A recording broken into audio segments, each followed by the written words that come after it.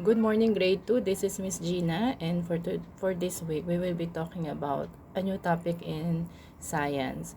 But before we start our lesson, let us have a short dance so everybody will get energized. I hope everybody will follow the video, and I hope everybody will dance. Bones, them bones, them dancing bones, them bones, them bones, them dancing bones, them bones, them bones, them dancing bones, doing the skeleton dance. The foot bone's connected to the leg bone's connected to the knee bone's connected to the thigh bone, doing the skeleton dance. The thigh bone's connected to the hip bone's connected to the backbone's connected to the neck bone, doing the skeleton dance. Shake your hands to the left, shake your hands to the right, put your hands in the air, put your hands out of sight. Shake your hands to the left, shake your hands to the right, put your hands in the air. Wiggle, wiggle, wiggle, wiggle, wiggle, wiggle, wiggle, wiggle, wiggle, wiggle, wiggle, wiggle, wiggle your knees. Dim bones, dim bones, dim, dancing bones, dim bones, dim bones, dim, dancing bones, dim bones, dim bones, dim, dancing bones, doing the skeleton dance. So I hope everybody enjoyed that dance, and I hope everybody followed it. Now let's proceed with our topic for today. So what do you think is our topic for today in science? For today, we will be talking about the moon phases or the phases of the moon. Before we start, let us have a short review from our last lesson. Do you still remember the last activity that I gave in your Science Google Classroom? So let us answer the following questions. It is blank on the side of the earth facing the sun. The answer is daytime. It is daytime on the side of the earth facing the sun. The earth gets its light from the blank. The earth gets its light from the sun. The sun seems to rise in the blank. The sun seems to rise in the east. The sun seems to set in the blank. The sun seems to set in the west. It is blank on the side of the earth facing away from the sun. It is nighttime on the side of the earth facing away from the sun. The movement of the earth on its own axis is called blank. The movement of the earth on its own axis is called rotation. Earth's rotation brings about blank and blank. Earth's rotation brings about sunrise and sunset. The movement of the earth around the sun is called blank. The movement of the earth around the sun is called revolution. Earth moves in a path called blank. Earth moves in a path called orbit. One Earth revolution is blank. One Earth revolution is 365 and 1/4 days long. So I hope everybody got 100 in their activity last week. Now let's proceed with the things that we're going to learn for today's lesson. So for today, we will be identifying the different phases of the moon. We will be also able to explain each phases of the moon. We will be able to draw or illustrate the different phases of the moon. And you will be able to discuss the observations of the two astronauts who stepped on the moon. For the important words that you need to remember and we might be encountering in today's topic, these are moon, craters, spaceship, Apollo, and astronaut. So let's start with the Earth's moon. They are saying that the moon is the nearest neighbor of the planet Earth. Let us watch this video for you to understand more about the different phases of the moon. Please focus and try to jot down some important details. The moon is our nearest neighbor in space. It is much closer to us than the sun. It is only 239,000 miles away. The sun is 93 million miles away. The moon is much smaller than the Earth. The moon is not like the sun or other stars. It does not give off its own light. It only reflects the light of the sun.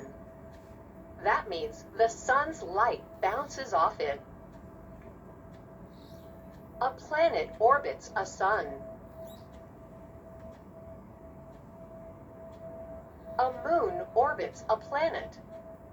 The moon takes 28 days to go completely around the Earth. The moon is not smooth on its surface. It has craters, big holes. It has no air. It does not have water. So there is no life on the moon. But people have visited the moon. Neil Armstrong, an American astronaut, was the first person to step on the moon. Moon phases. The moon looks different at different times. Does it change its shape? No, the moon stays the same. What changes is how we see it from Earth. But we don't always see all of that side. Sometimes we only see part of it. This is because of the way it moves around the Earth. Remember that the moon only reflects the light of the sun. So, when the sun is behind the moon, we can't see it at all. We call this a new moon. The night is very dark. When the sun is facing the moon, we see the whole face of the moon lit up. This is called a full moon. What happens between the new moon and the full moon? We see only parts of the moon. First, we see just a little slice. Only a little of the sun's light is hitting the moon. It seems to get bigger each night. Then we can see half of the moon lit up. Each night we see more and more of it. Then finally we see the full moon. After that, it seems to get smaller again. We see less and less of it. Then we cannot see it at all. From Earth, it looks like the sun is not lighting up the moon. This is called the new moon. Then the cycle starts all over again. These are called the phases of the moon.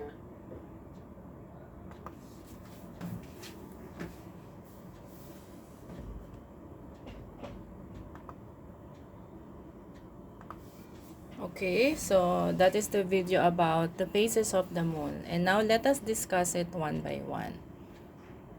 So the Earth's moon. The moon is the nearest neighbor of the planet Earth. It gets its light from the sun, so you've seen it in the video. So the moon doesn't have its own light, but it only gets its light from the sun. On July 20, 1969, the first astronaut to step on the moon was Neil Armstrong. This is Neil Armstrong, and he was the first man, remember, first man who stepped on the moon. He's from United States of America. He was followed by his companion. So the second person who stepped on the moon is Edwin Aldrin. So this is Edwin Aldrin. He's also from United States of America. They observed everything on the moon, and they describe the surface of the moon as being composed of many rocks. They also found it to have deep portions called craters. So this is the real picture of Neil Armstrong and Edwin Aldrin when they visited the moon. This is the real picture of the moon. And if you notice, there are many craters around the moon. It also have many rocks around it. This is the real picture also of a moon. If you notice the different craters, small and big. No living things can live on the moon. Why? There is no air, there is no water. That's why it's impossible for living things or even human beings to stay and live on the moon. But there was a study before. They're thinking if people can also visit it just like the planet Mars. But it's very impossible to live on the moon because there is no air and there is no water. Why does the moon look different from time to time? So what do you think is the reason why the moon look different from time to time? Yes, maybe because it's rotating around the earth, or maybe because of the shade or the light coming from the sun. The moon has no light of its own. The moon gets its light from the sun, so only the shadow. We see the moon only if it is in a position where it can be lighted by the sun. The moon looks different from time to time also. This is the full moon. Full moon means when the moon looks big and round. So it's big and it's round, just like the one you see on the picture. This is the quarter moon. Quarter moon, 1/2 of the lighted side of the moon is facing the earth.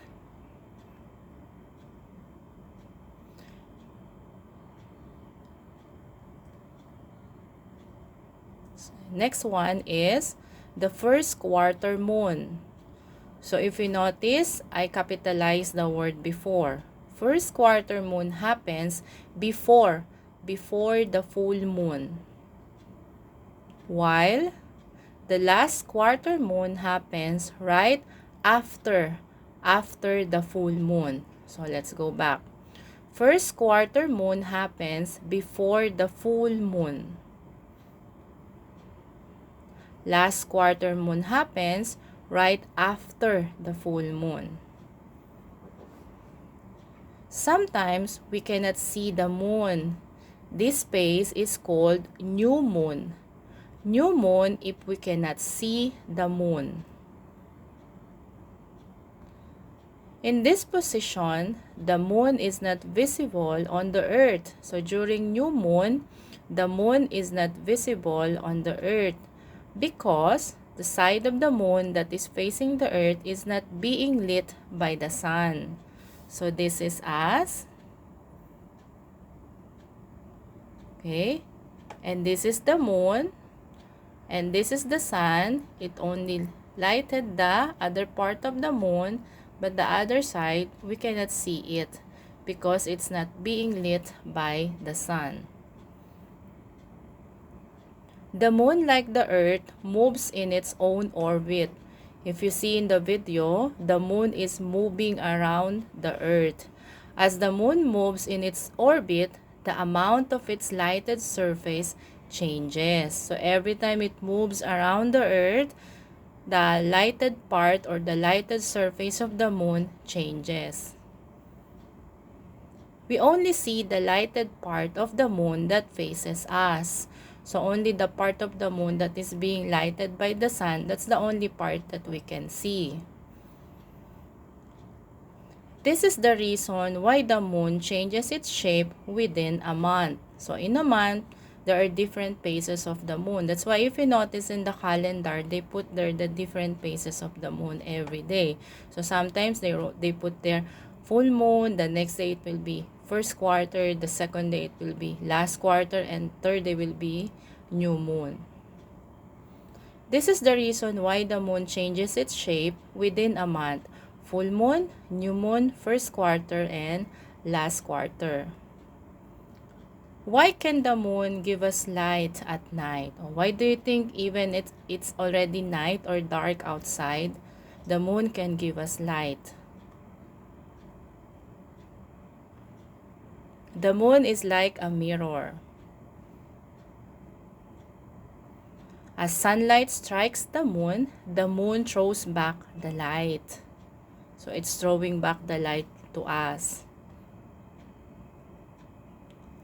The light that the moon reflects is called moonlight. Remember the underlined word? The light that the moon reflects is called moonlight. So let us remember again. The moon is the nearest neighbor of the planet Earth. Remember that, kids. The moon has 4 major phases: new moon, first quarter moon, last quarter moon, and full moon. So for your task today, grade 2, you are going to copy and answer the questions in your science portfolio. You will choose your answer from the given choices. So these are the questions. Earth's neighbor. Number 2, first man to step on the moon. We are talking about the first man. Number 3, deep portion on the surface of the moon. Number 4, the phase when you cannot see the moon. And number 5, light that moon reflects. So these are the choices: Neil Armstrong, moon, crater, new moon, moonlight, and galaxy. For the second task, using your portfolio again, you're going to draw or illustrate the 4 phases of the moon in each box and give a short description about it. So I have here the 4 boxes. You're going to draw or illustrate the 4 phases of the moon. You can use bond paper or you can use your portfolio, and you can also use a black crayon. So you're going to take picture of it and send it in the science Google Classroom. So I hope you learned many things from today's lesson about the phases of the moon. Next week, we will be talking about the solar system or the 9 planets of the solar system. So stay safe, kids. Do your tasks every day. And always remember that we all miss you. Bye, grade 2.